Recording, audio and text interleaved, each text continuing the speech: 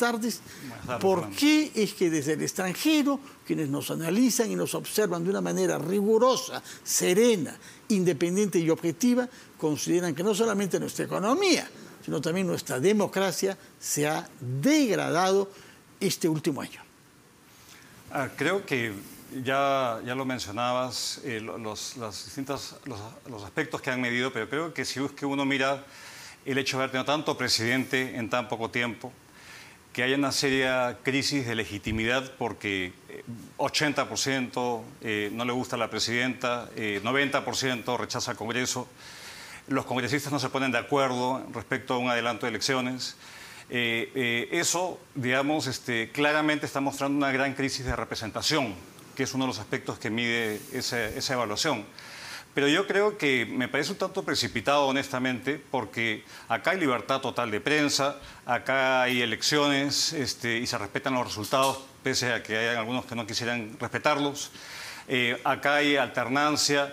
Entonces creo que es una alerta a una lectura quizás un tanto coyuntural, por justamente esta coyuntura de entrampamiento que estamos viviendo y que el mundo la está viendo. A esta calificación que hace el Economist de democracia híbrida, creo que debe llamarnos a todos profundamente a la reflexión. Nos pone junto a países que claramente tienen problemas muy, muy serios y que su democracia está en serios peligros a ser degradada, a ser un régimen autoritario. Entonces yo creo que eso debe, ojalá que los políticos entiendan eso y que entiendan de que cuando un inversionista apuesta por una sociedad tiene que haber reglas claras y tiene que haber estabilidad, no solamente económica, sino de estabilidad social y política. Y lo que estamos viendo es todo lo contrario. Y un aspecto que creo que es importante es, ellos hablan del funcionamiento del Estado. El Estado no funciona, claramente. Y eso lo hemos visto en presupuestos que no se ejecutan, en obras paralizadas, en muchas cosas que hemos conversado muchísimas veces acá en el programa.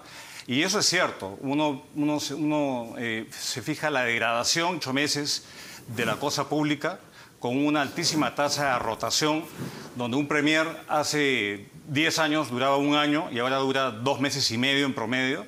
No se puede hacer gestión pública con este nivel de inestabilidad tan crónica. Entonces, creo que es una alerta que debemos todos tomarla con mucha seriedad, porque salir de estas categorías no es fácil. No es que de pronto decidan cambiar una cosa y automáticamente nos reclasifican.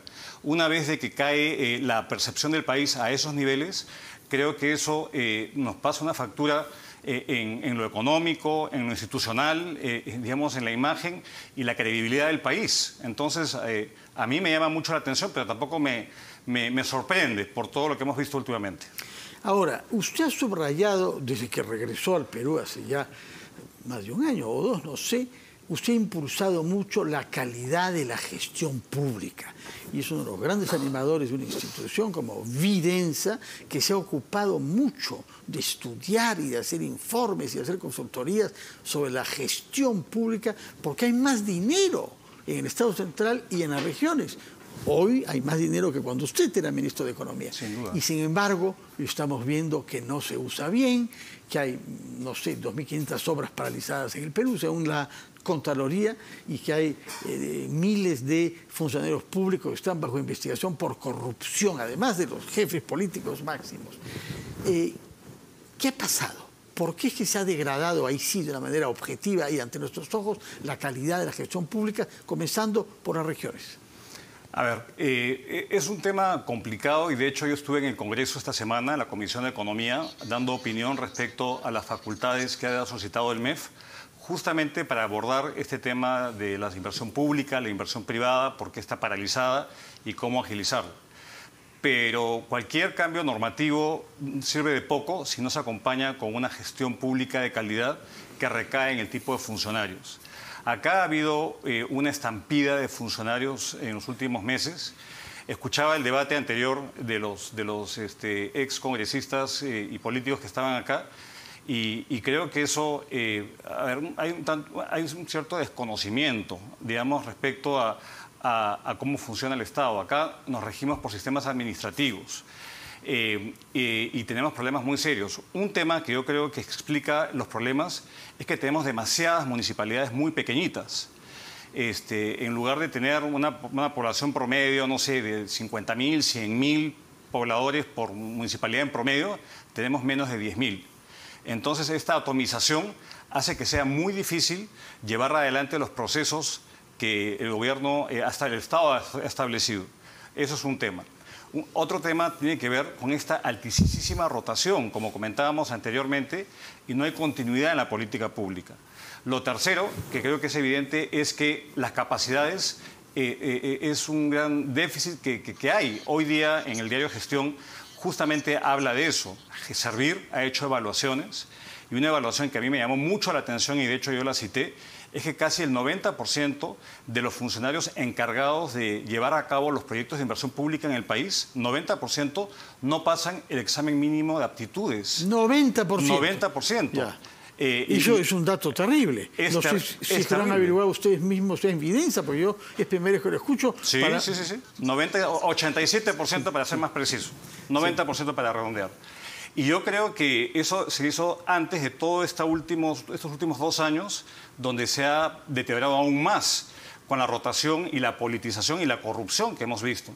Entonces, en evidencia, lo que estamos tratando de hacer es justamente dejar toda esta retórica insensata de lado y trabajar con aquellos gobernadores nuevos que quieren efectivamente dejar algún tipo de legado. Ojalá. Con proyectos y trabajando con el Ministerio de Economía y la Contraloría para asegurar que esos proyectos, digamos, se hagan con calidad, en costo. Resuma lo que le parece que desde su experiencia de exministro es importante tener en el espíritu cuando uno ve todos estos debates políticos que no llevan a nada y cuando uno ve manifestaciones que con frecuencia lamentablemente llevan a la violencia.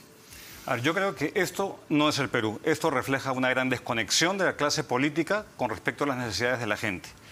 Yo, si habría algún consejo que modestamente yo le daría al gobierno, es que vaya a las regiones, que hable con los gobernadores, las autoridades que son nuevas, y establezca cuáles son los 3 o 4 proyectos prioritarios y qué toca hacer para efectivamente demostrar que más allá de la retórica es un gobierno que está atento a responder los problemas estructurales, la falta de agua, la falta de educación, la falta de salud, y eso puede ayudar a generar una narrativa que le dé un poco más de respaldo, porque si seguimos atrapados entre esta retórica insensata de los políticos en el Congreso y un gobierno que parece que está, digamos, sin mayor capacidad de propuesta, vamos a seguir entrampados. Y mientras tanto la economía se va enfriando, la inflación se está disparando, el tipo de cambio está nuevamente subiendo y podemos entrar a una situación mucho más difícil económica que ahí le pasa la factura a todos.